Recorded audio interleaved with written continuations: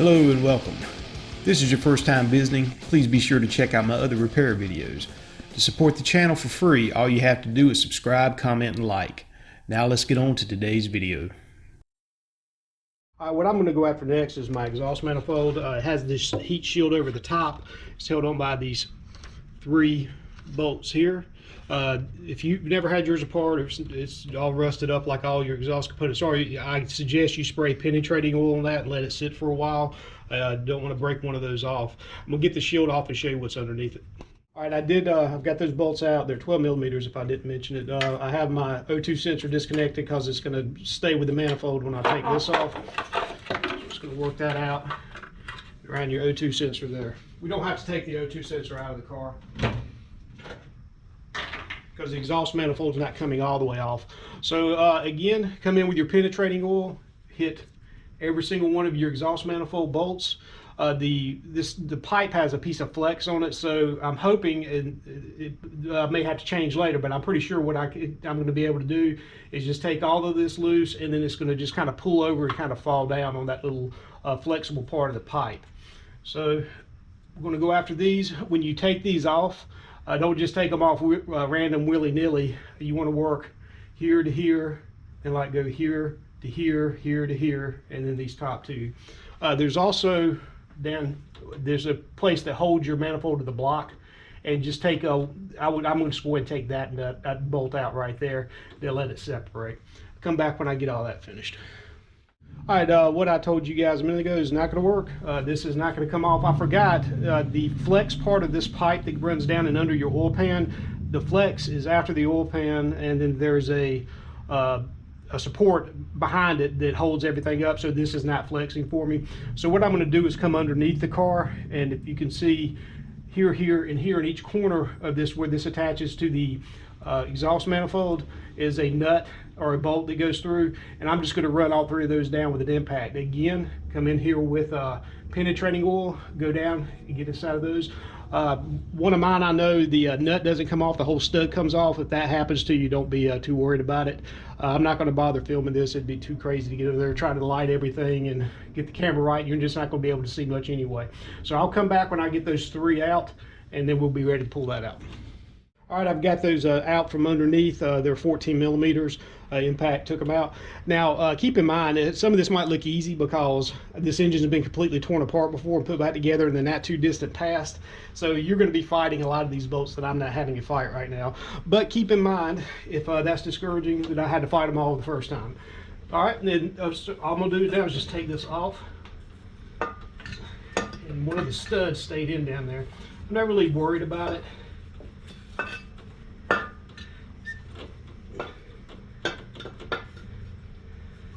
Might be a little bit of fast forward cussing right here. Gotcha. All right, so there you go. That's, like I said, that stud is stayed in like it's supposed to. The other 2 did not. No big deal. Get this on, put out of the way, and we'll come back and show you what's next. I'm ready to move on to this back corner of the engine here, where all my water connections are. The first thing I'm going to do is I'm going to disconnect my VTEC solenoid. There's one here and one here. That's going to go with the wiring harness. The VTEC solenoid is going with the head. This is my temperature here. Make sure I got everything. These are some of these will be 2-handed. I'm gonna put this down, get them out myself. I'll come back when I get those out, and we're going to get this water neck off. That has to go, and also disconnect the lower radiator hose. This is where it comes up. Okay, with all that disconnected, you have this one last hose here that comes out of the water neck, and it goes into your throttle body back here. I'm kind of convoluted here, but just know it's that hose. That has to come off of the throttle body because we're getting ready to take the water neck out of the car here. All that this is, it has a 12 millimeter bolt back here and one in the front. After you get those 2 pulled off, then this is going to break loose, and then there's a tube that's stuck up underneath it. It's just by an O-ring holding it in, so all we're going to do is like pull and wiggle and get that pulled out. I'm sorry about the camera angle, because where the camera needs to be is right where I need to stand. Not going to work. Reach in here with my 12, break that front one loose. Keep my finger on it as it comes out because I'll never see it again.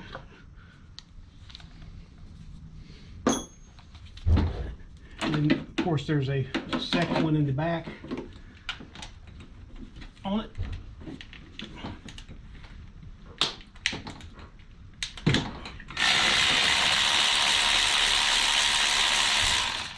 All right, now that's free. I'm going to pull it off with a water tube now, and you could lose some coolant if you didn't have enough of it out of the engine. So have a drip pan ready to go. And here it hit the ground.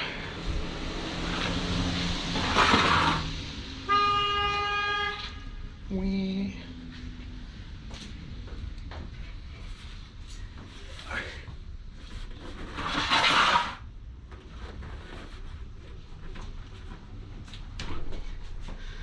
All right, back after the drip pan incident, and I could probably leave it where it's at there and get the head off.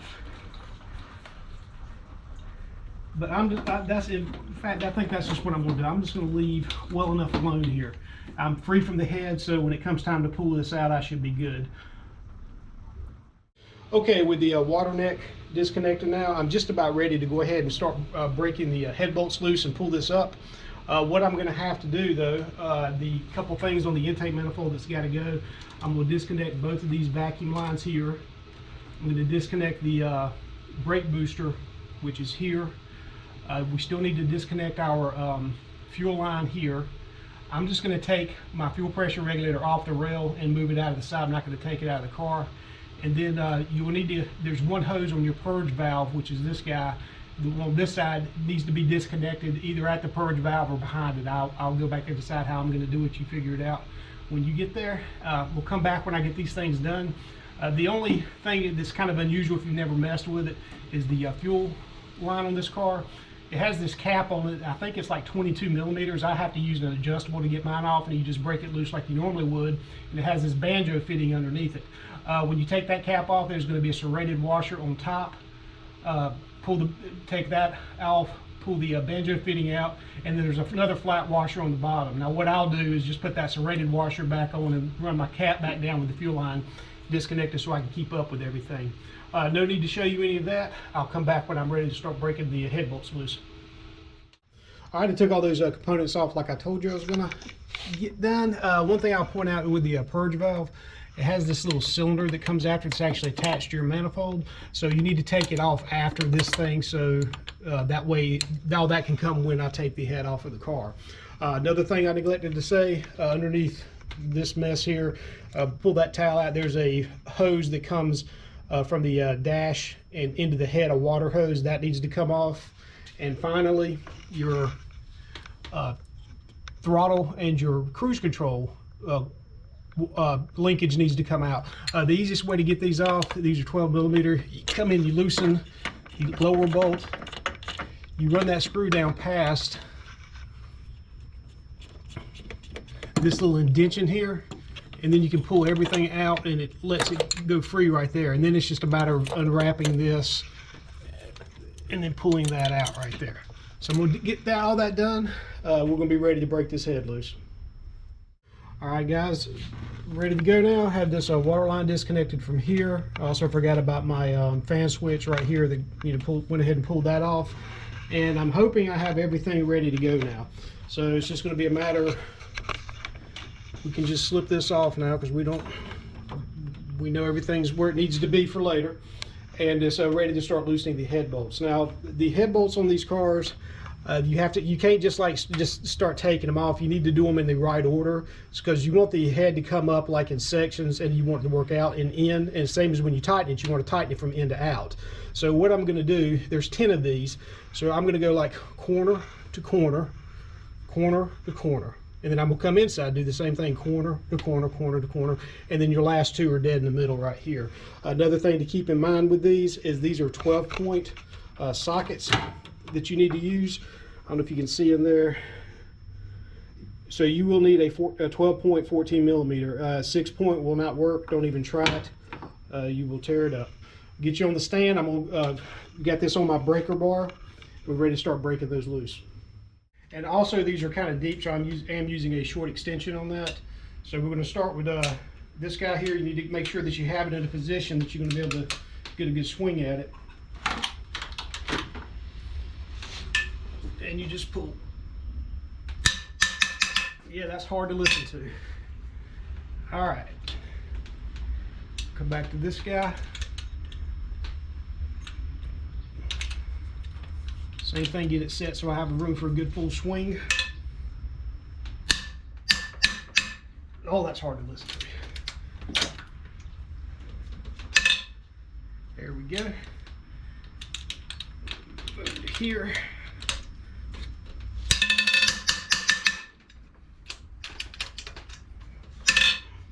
And this is why you don't do this on the engine stand. Where am I? I got that one. So this top corner here.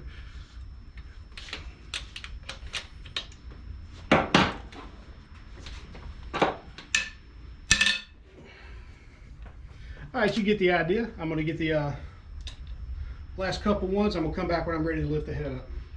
All right, with all those broke loose now, I'm just going to come in with the impact or whatever and zip those out. After they're all loose, you don't have to stay in order anymore.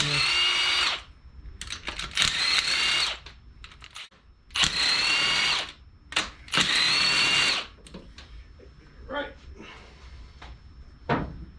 Now right there, you may have noticed the head actually fell back. The intake manifolds put a little weight on it. I didn't hear any water start pouring out, but it could start pouring out at this point. Just remember, if you have animals around where you're working, they will drink antifreeze and it will kill them within the couple of hours. So do not do that.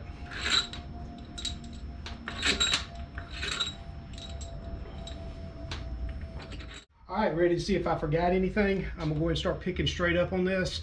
And just keep an eye on, you know, I kind of already have it in my mind what stays and what doesn't. I'm just going to keep watching everything.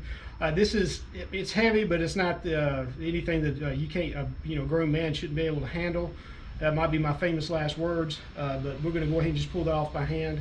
And I've got a place on the bench set up. I have some old t-shirts down because it's going to, I mean, there's going to be water and oil and all kinds of mess coming out. So let's go ahead and break this loose. Well, it's already loose, actually, you can tell that. But let's go ahead and get it picked straight up and get it ready to go. There are one last thing before I start picking it up. There are these little pieces, these little cylinders called locating dowels. There's 2 of them, probably in each corner. I don't remember exactly where there are until I take this off. But it's just a little piece of metal that sticks up out of the block. It is a guide for the head to go down on. They may either A, stay with the block, or B, come with the head, or C, they could fall out. So if you hear something tinkling, it's probably that locating dowel.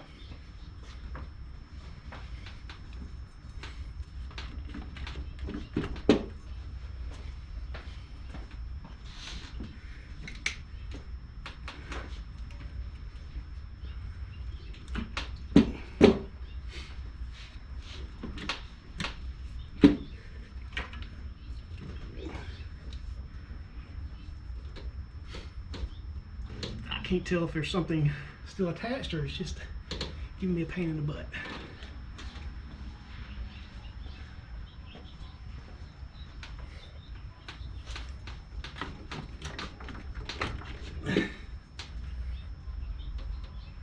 Let me take a quick look just to make sure.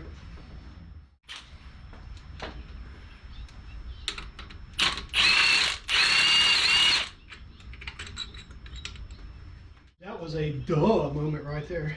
All right, now I think we got it. Just don't squish your fingers.